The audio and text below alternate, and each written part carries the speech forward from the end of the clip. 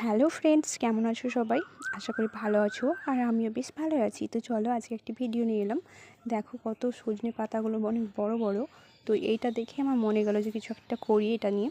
তো আমি এই শাকগুলোকে ধুয়ে বেছে, এই যে ধুচ্ছি দেখতে পাচ্ছ, ধুয়ে বেছে নেব। তারপরে হালকা একটা রসুন, একটা কাঁচা লঙ্কা আর শাকটা সেদ্ধ করে নেব একটু লবণ দিয়ে।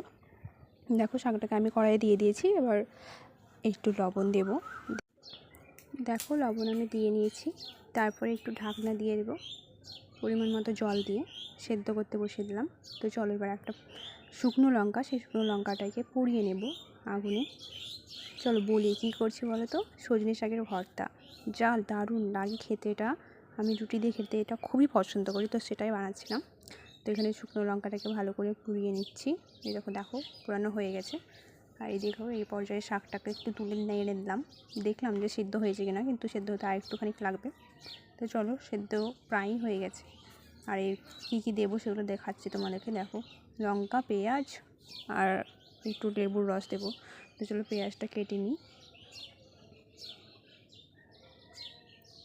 কুচি কুচি করে পেঁয়াজগুলো কেটে নিয়ে এই তো লঙ্কা আর একটুখানি লবণ আর তেল দিয়ে ভালো করে মাখাবে। যত সুন্দর করে মাখাবে তত সুন্দর হবে খেতে। তো চলো মাখানো হয়ে যাক। তারপরে শাকটা এখানে অ্যাড করে দেবে। ও তা ভুলে তো গেছি, তারপরে রসুনটাকেও ভালো করে মাখিয়ে শাকটাকে দিয়ে ভালো করে মাখিয়ে ওপর দিয়ে একটু ভাজা জিরে গুঁড়ো ছড়িয়ে দিবে আর লেবুর রস। তারপরে রুটি দিয়ে খাবে, কী যে দারুণ লাগে খেতে, কি বলবো, না খেলে বুঝতে পারবে না। অবশ্যই ট্রাই করো। এই দেখো আমি রুটি দিয়ে খাচ্ছি, দেখো। তো চলো টাটা, ভালো থেকো সবাই।